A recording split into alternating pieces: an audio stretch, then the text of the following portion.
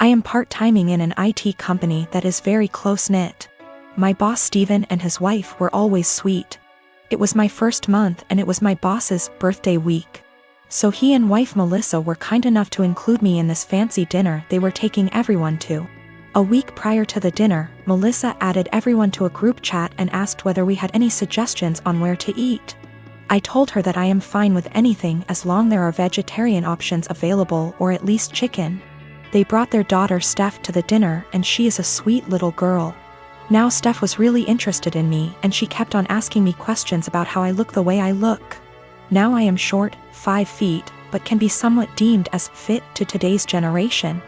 I was transparent with her and told her that I don't restrict myself to certain foods but rather eat everything in moderation. Plus I have a plant-based diet and home-cooked meals so that helps, and I also lift weights. Now Melissa overheard our conversation partially.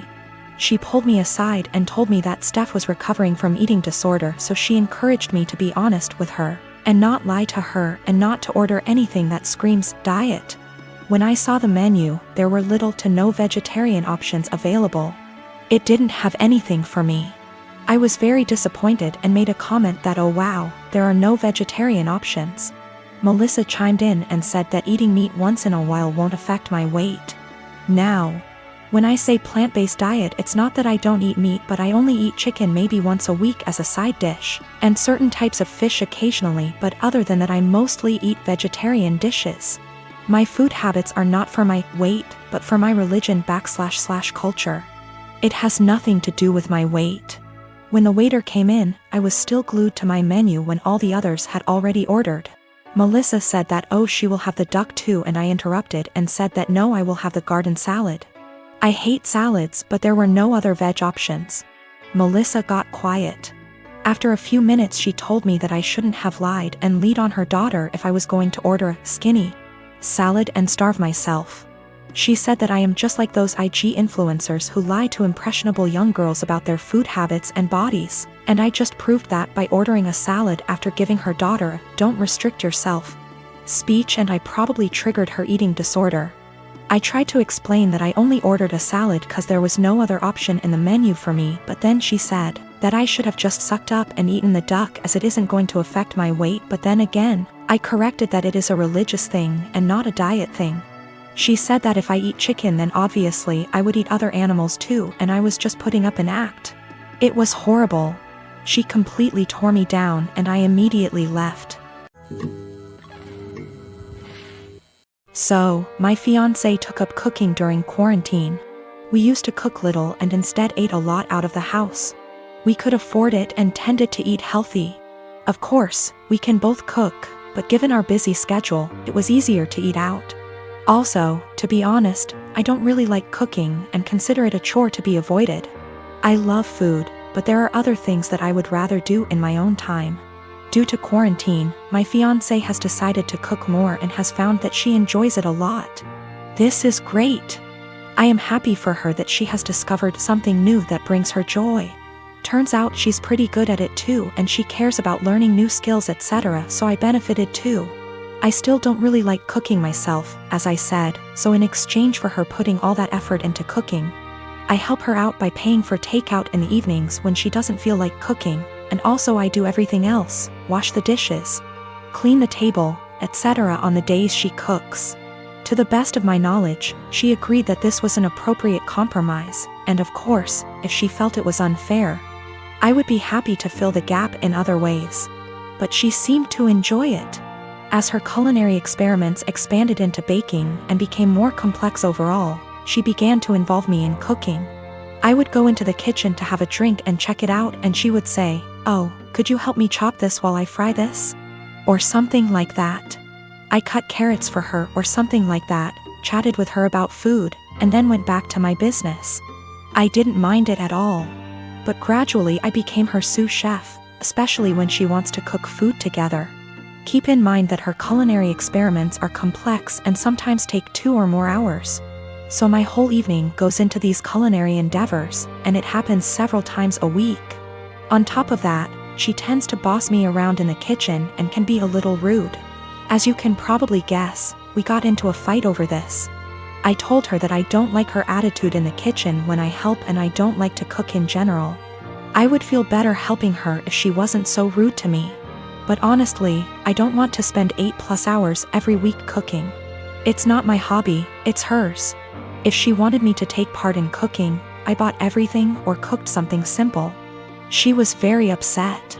She said it was unfair, that I was enjoying the fruits of her labor but not doing my part. And that cooking took 2 hours and dishwashing / cleaning only half an hour.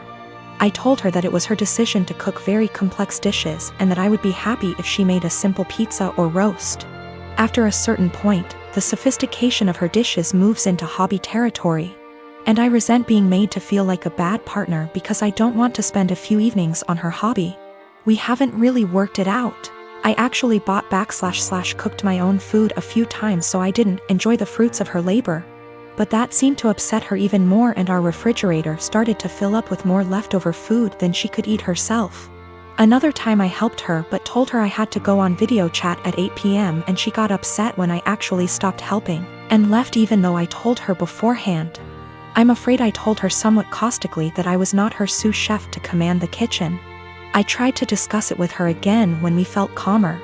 I told her that I liked that she found a new hobby. But it's her hobby and I can't help it and don't want to feel obligated to do it. She countered that it was not feminist of me to put the cooking on her and benefit from it without helping her. The feminist connection doesn't make much sense to me because neither of us used to cook much. And she decided to take up cooking herself, but of course I didn't tell her that. I told her that if she wanted to discuss the division of labor in our household, we could do so and come up with something new that reflected the fact that she now cooks more. We tried to do this, but she wanted to count all the time she spends cooking as time around the house. So, according to her ideal distribution of housework, she spends over 10 hours cooking just dinner each week, which somehow leaves me with almost all other chores around the house. I told her I didn't like it because cooking complicated meals is a hobby. It's not fair to say that 6/10 hours of her housework is actually her hobby, and I have to do the equivalent amount of real housework if that makes sense. So we are in a bit of an impasse. Am I really a bad feminist? I don't think I'm wrong. I'm very familiar with emotional labor, mental stress and all that, but I may be wrong. I love this woman and obviously want to marry her.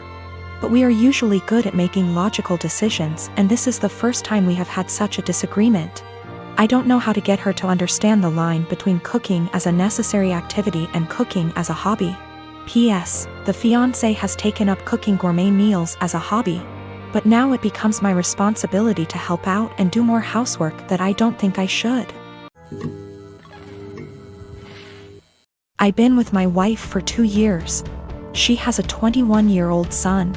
I have a 14-year-old daughter from my previous marriage. My late wife passed away in 2014. She left a few things for our daughter, including a gold jewelry set. Her mom was devastated she didn't get to gift the set to our daughter on her wedding day. I keep it in my closet since it's expensive and my daughter is too young to have it. I'll hopefully gift it to her on her wedding. We were sitting in the kitchen when my stepson was hesitant to ask me something. We're in good terms but have our fair share of arguments. He said his fiancée was taking something from his mother's and my closet, saw the jewelry set and liked it very much. He asked if he could borrow it so his fiancée can wear it at her cousin's wedding. I found this unacceptable. I told him his fiancée had no business being in the bedroom and that the jewelry isn't mine. It's for my daughter. He asked me if my daughter will agree to let him borrow it if he talked to her. I told him not to even talk about it again. He got all pissed and said things I do not remember. When he and his fiancée were at the wedding, I discovered that the jewelry set was gone. I told my wife and we looked all over the house. I called my stepson to tell him about calling the police because I really thought someone stole the set. He said there was no need, that he borrowed it and will return it after they get back from the wedding. I yelled at him and told him to come back with it right then. I kept calling him till 12 a.m. when he told me to stop calling and that he'd bring it in the morning. I couldn't sleep that night. I felt terrible. In the morning he showed up at 10 a.m. He didn't bring it and started stalling, saying he forgot he'd bring it the next day. At this point it was clear he gifted it to his fiancée and was stalling. I got so mad I told him I will be pressing charges if he doesn't return the set today. We got into an argument. My wife said his fiancée was the one who wanted the jewelry set. But he was the one who took it, and it's not even mine, it's my daughter's, which made it worse. Because I'm responsible for whatever happens to it. His grandparents berated me after I told them this and got mad and defended him when I said that I will be pressing charges. He stole and needed to be responsible for his actions. He didn't respond to my final calls, so now I've given him one last chance, and it's over. I pressed charges today. They're saying calling the police was extreme and cruel. They're all convincing me to back down. He was replying to me sarcastically when I said I'd get the authorities involved, and he didn't take me seriously. His mom said she'd try to talk to him, but I had enough of him stalling, hoping I'll just let it go, so he can make his fiancée happy. I feel like an irresponsible idiot. I can't even look at my daughter without feeling frustrated and infuriated. I'm hurt, but what's worse is that this is my daughter's property that I couldn't take care of. My wife allows them into the room, although I told her not to several times. They're not kids, and there should be some boundaries. I don't want to go into tons of details. You need to know that for the last 7 years I have not been at home. And during this time my 2 brothers and sisters were still living there. While I was at home, our stepfather abused us mentally and physically. We lived in crappy houses that were covered in real garbage, including animal feces, absolutely everywhere. I haven't heard from my little sister since May. I'm pretty sure she was told to cut contact with all of us. We are her older siblings.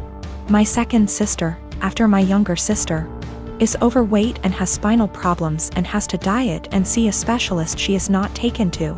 I told the social worker that I wanted to check on them because they were in a sorry state and because I'm not sure if there is still any physical or psychological abuse going on in the house. This genuinely worries me. I told them what happened to us, hitting walls, throwing things at us, swearing, belittling our character, etc. And told them repeatedly that I really just want to know what my younger brothers and sisters are not the same living conditions as they were. My husband supported me during the call and agreed that it was the right thing to do. All my siblings discussed this beforehand, except for my older sister, who moved out before things got bad, and the 2 who live in the house. We all agreed that this would at least let them know they were being watched and we weren't just disappointed in them, and maybe my mother and SD would keep the house clean nose, etc. CPS contacted my mother very quickly, much faster than I expected. I mean within 3 hours. After that, my older sister, who lives far away and hasn't contacted me for months, calls and she gets mad at me because she knows I called. I didn't deny anything and just said, if they have nothing to hide, then they have nothing to worry about. It will all be over pretty quickly, to which she replied, what if it doesn't? If they are taken away? I said, I hope it doesn't come to that, and if it does, it's not on me. I didn't harm them. I didn't leave animal excrement around the house. I asked, would you let your children live the way we lived? She didn't answer. I asked again and she said, no. I'd keep a decent house, but it's not your job to tell someone else how to parent.